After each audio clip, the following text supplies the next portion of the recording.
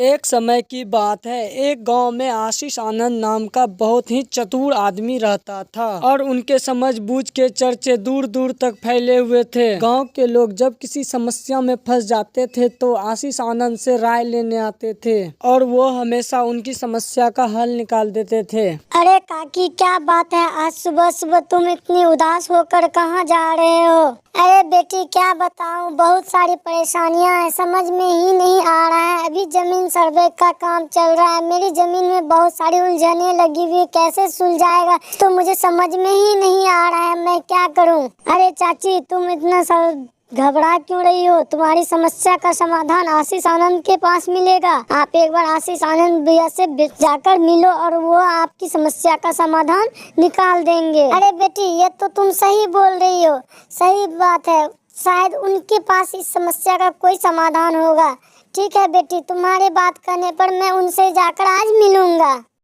अरे चाची, क्या बात है, सुबह सुबह आज सभी मेरे खेत में पधारे हैं? अरे आशीष बेटा, देखो ना, सुबह से तुम्हारी चाची मुंह लटकाए हुई है, ये बहुत उदास भी है। क्या बात है चाची, क्या हुई है? मुझे समझाओ तो थोड़ी बात को, मैं देखूं तो अगर आपकी समस्या समाधान होने की कोई होगा तो मैं कोशिश करूंगा समाधान करने का। क्या बताऊं बेटा, जमीन सर्वे का काम इतना चल रहा है कि मैं बहुत बड़ी उलझन में फंस चुका हूँ। इस समस्या से कैसे निकलूंगा कुछ समझ में ही नहीं आ रहा है। पूर्वों के, इनके पिताजी के, दादा के भाई से ही बंटवारा नहीं हुए हैं जमीन का, मुझे समझ में नहीं आ रहा है कि कैसे क्या होगा। अरे बेटा देखो ना, मेरे जमीन में ऐसे ऐसे लफड़े लग चुके, तुम्हारे पास कुछ राय है तो बता दो। अरे चाची, इसमें तुम आपको टेंशन लेने की क्या बात है? अभी जमीन का सर्वे चल रहा है, आप सर्वे कराओ और उसमें आपकी सारी जमीनें निकल जाएगी। पूर्वों का, चाहे दादा का बंटवारा हो या ना हो, बहुत पहले पहले का जमीन भी अभी सर्वे में छाप छाप निकाल रहे हैं, उसमें आपकी जमीन बहुत अच्छे से निकल जाएंगे दादी।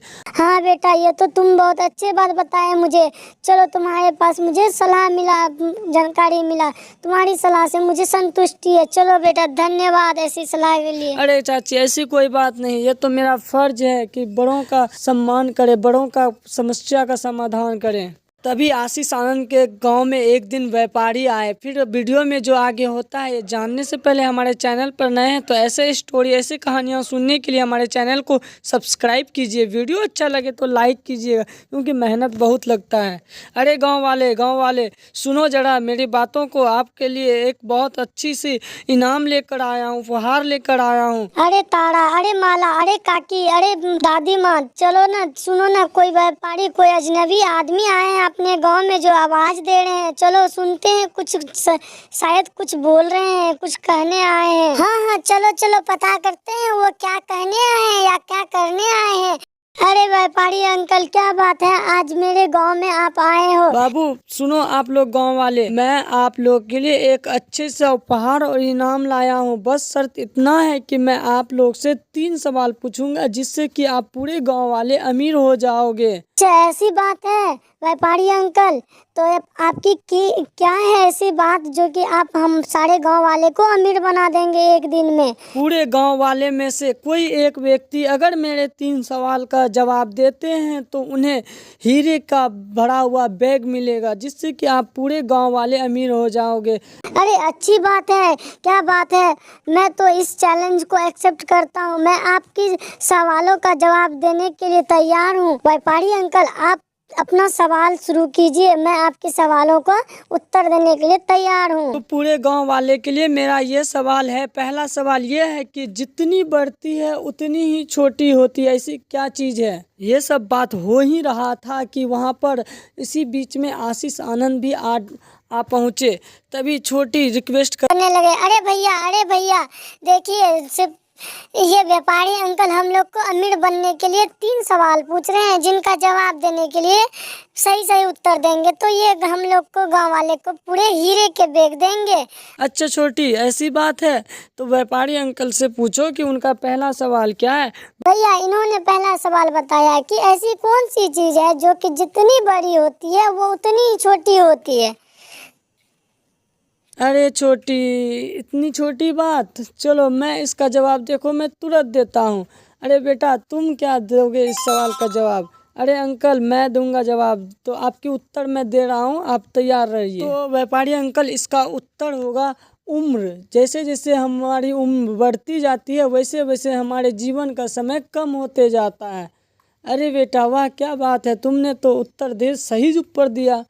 चलो बेटा, तो मैं तुमसे अब दूसरा सवाल करता हूँ। दूसरी सवाल देने के लिए तुम जवाब देने के लिए तैयार रहना। ठीक है अंकल, पूछो। आपकी पहली सवाल का अगर उत्तर दिया हूँ तो मैं दूसरी सवाल का भी जवाब दूंगा आपका। ठीक है बेटा, तो मैं सवाल तुम्हारा दूसरा ये रहा कि वो क्या चीज़ है जो जितना ज़्यादा है वो उतना ही कम दिखाई देता है। अंकल क्या बात करते हैं, इनकी तो उत्तर हो जाएगा अंधेरा। जैसे कि जितने ज़्यादा अंधकार बढ़ते हैं उतने ज़्यादा हमें कम दिखाई देती है। बस तो लो, ये लो अंकल, आपका दूसरा सवाल का भी मैंने जवाब दे दिया। सही बात है बेटा, आपने तो उत्तर दूसरा भी सही दे दिया।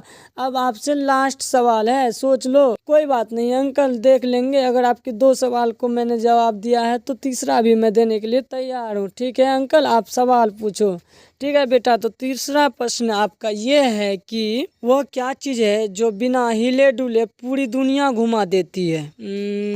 अंकल ये सवाल तो थोड़ा कठिन है, पर कुछ क्षण का समय दीजिए, मैं इनका भी उत्तर अवश्य दूंगा आपको। तो अंकल आपकी सवाल यह है कि बिना हिले डुले पूरी दुनिया को घुमा देती है, तो इनका उत्तर हो जाएगा, हाँ अंकल, इसका उत्तर हो जाएगा मन।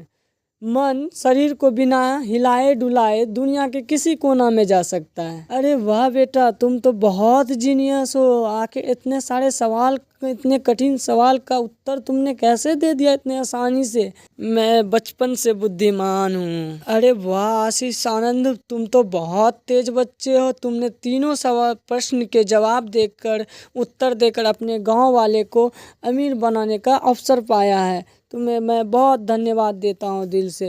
अरे वाह आशीष भैया, आपने तो आज कमाल कर दिए। बहुत बहुत धन्यवाद बेटा, बहुत बहुत धन्यवाद भैया आपके, जो आपकी वजह से आज सारे गांव वाले के गरीबी दूर हुए। अरे बहन, ऐसी कोई बात नहीं है, मेरा तो ये फर्ज है। ये लो आशीष आनंद, हीरे से भरा हुआ बैग, और तुम अपने गांव को अमीर बनाने का मौका पाया, ये इनाम का बैग तुम्हें मिलता है। अरे अंकल धन्यवाद।